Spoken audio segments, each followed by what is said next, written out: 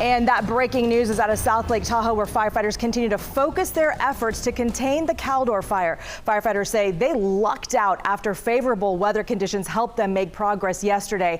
This helped firefighters protect homes, protect businesses from Myers and Echo Summit, all the way to protect those houses, while some of the first Caldor Fire evacuees are hopeful of possibly returning home soon. Let's go to Live Copter 3, where you can see what the smoke and the flames look like right now. Live Copter 3 flying above Amador County. You can see we're seeing those same plumes of smoke, but not as high as we've seen in the past couple of days. So that's definitely some good news. Starting to see more blue sky and less of that smoke right now. Fire crews are focusing their efforts with more ground and aerial attacks as those flames threaten to spread across state lines. We spoke to Sacramento Fire Department Captain Keith Wade on the progress so far and where their main priority stands right now. So a lot of good work was put in last night by all the men and women assigned to the incident as we continue to button up the west end of this fire, and we're getting increased containment acreage, which we're standing at 20% right now. The size of the fire, it's at about 204,000 acres right now. So it's continuing. Its eastern progress is continuing, and it's moving towards the state Nevada line. So this is becoming not only multi-jurisdictional, but multi-state at this point. The word on the ground right now is that we're going to have assets in the air flying today. It's nice and clear down here. I know that the smoke is socked in the Tahoe Basin right now, but I think they're going to be able to get some air assets out there, some fixed wing and some helicopters, and really take the fight out of the head of this fire. Yeah, today could really be a great day for firefighters. KCRA 3's Brian Hickey spent the morning along High Meadow Trail looking at the resources they're using to protect homes. We're at the top of High Meadow Trails Road, and this is the neighborhood here behind me that they are protecting right now. You can see all the dozer trailers that are parked here, and over this way, you can see one of those dozers getting ready to head up High Meadows Trail Road up into the forest here.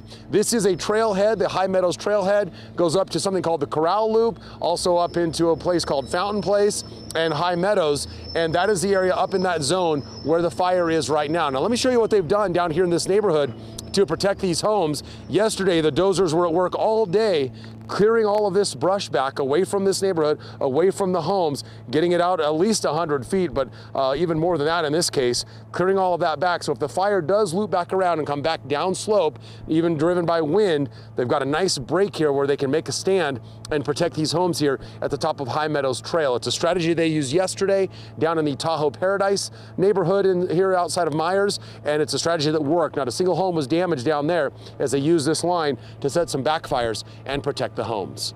In South Lake Tahoe, Brian Hickey, KCRA 3 News. Okay, and Brian just showed you those dozer lines. Now I want to show you what it looks like on this map. And as I mentioned, today is a critical day for firefighters. It could be a great day if the weather conditions remain favorable. This red line right here, this is the footprint of the Caldor Fire. To give you some perspective, this is the American River, the South Fork, and Highway 50 right here. This is Christmas Valley, and these are all the homes that they were already able to protect. The fire, of course, jumped Christmas Valley, and it's now moving in this northeast direction right now. Again, those winds coming out of the southwest. Now, if that continues, the fire should continue northeast. So those dozer lines that Brian mentioned, let me show you. See this little crisscross hash mark that you see, this line? It actually kind of echoes the Pioneer Trail, which all of these neighborhoods here in South Lake Tahoe, these are all the neighborhoods. That's Lake Tahoe right there. The Pioneer Trail is really connected to all of them. So this dozer line, this is what they already put into place. This is what Brian was saying actually worked. And this is a fire line they already have in place. It's kind of a natural break right here. They've got power lines. They've got crews all right here. This is Heavenly Valley, just to give you some perspective. So they already have a break right here. So they've added the dozer lines, and this thin line right here, that's what they want to get done today. All around all of these neighborhoods, going up along Pioneer Trail to keep all of these homes safe, just in case that wind switches directions and the fire were to go back towards those houses. That's what they're trying to prevent. Again, as Brian mentioned, it worked yesterday. They're hoping it works again today, because if they could keep this fire going this way and moving east, that would be good to protect all of these homes. And again, here's Heavenly. There aren't really homes right here. And so they're actually using their snow making machines with water to kind of keep everything damp right now. So that's the strategy. Right now, some good news for many people who are trying to find out when they can return home. We just learned that repopulation efforts could happen within 48 hours for some of the first areas hit by the Caldor Fire. KCRA3's Leticia Ordaz spoke with one couple from Sly Park and shares their excitement over the news they get to go back home soon. Time to go. Go home. That's all I want to do is go home. Jim and Linda Dalton are ready to go back home after being forced out by fast-moving flames near Sly Park Road on August 14th. What's it been like to be out of your home for 19 days? Rough. H-E-double-L-L. It is like, oh my God. You see people sifting through their things and you think, I feel sorry for them. When it happens to you and you can grab your pictures and that's it. They only had 5 minutes to grab their dog Fergie, some clothes, and a few pictures on the wall. Today they are doing the happy dance after hearing their home was saved, and Cal Fire is allowing them to return in the next day or two. We jumped, I did a somersault. I'm 74 and a half and I flipped. I couldn't even believe I could do that, but yeah, we're ecstatic. The lights are now back on in the Sly Park neighborhood, and after being away for 19 days, evacuees say they're anxious to sleep in their own bed. It's the little things. That's the main things, yeah. It's rough.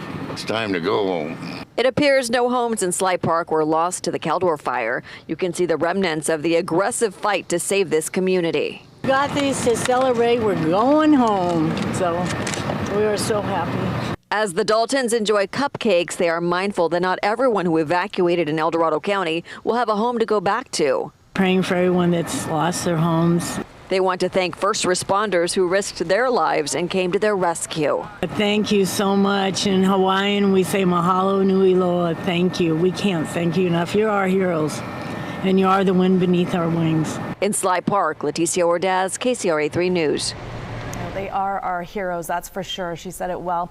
The El Dorado County Sheriff's Department says that there have been some rumors about passes being issued for evacuees to return home. They say that is not the case.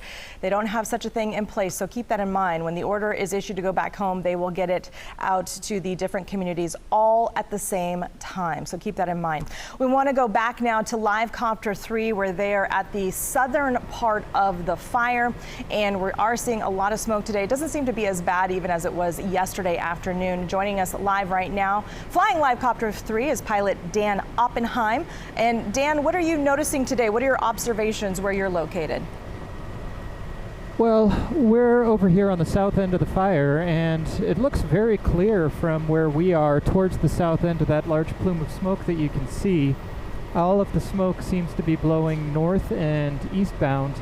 And on a day like today that's favorable for aircraft, what's happening is that Cal Fire aircraft are coming in, and unfortunately for us that means that we're getting pushed out, which is what's necessary for fighting this fire. And that's why we're not as close as we have been in past days. We're giving Cal Fire a wide berth just so that they can operate and we'll stay out of their way. Well, and I'm noticing that those clouds, it looks like it's like a tabletop, like it's flat. It's nice to not see those billowing pyrocumulus clouds shooting up to the air from the heat from the flames. That means that it's, definitely less intense, which is great news, don't you think, Dan? It's good news. It's especially good news for the people in Tahoe who are evacuated because that plume of smoke is blowing in that direction. Yeah, and hopefully, as you mentioned, everything seems to be moving to the northeast, and that's exactly what firefighters are hoping for, because that wind out of the southwest will keep the flames moving away from all of the neighborhoods along Pioneer Trail right around South Lake Tahoe. So hopefully it all just stays that way. And Dan Oppenheim, thank you so much for flying Live Copter 3 for us, and thanks to your photojournalist giving us these pictures. We're going to continue our team coverage now with meteorologist Melanie Hunter, who has been educating me on the winds today and where they're coming out of, and just hopefully it won't switch and won't change direction. Yeah, we still have that southwest flow that we've been watching this morning. And as you take a look at another view, here's the satellite view showing the Caldor Fire. And you see here on the eastern side, that's where we're seeing the smoke move to the north and to the east. Earlier this morning, one of the active spots west of Twin Bridges, and that's where I'm seeing on radar, does look like that's where we're seeing a lot of that smoke come up from that area. Another spot where I've noticed the gusty conditions continue, that's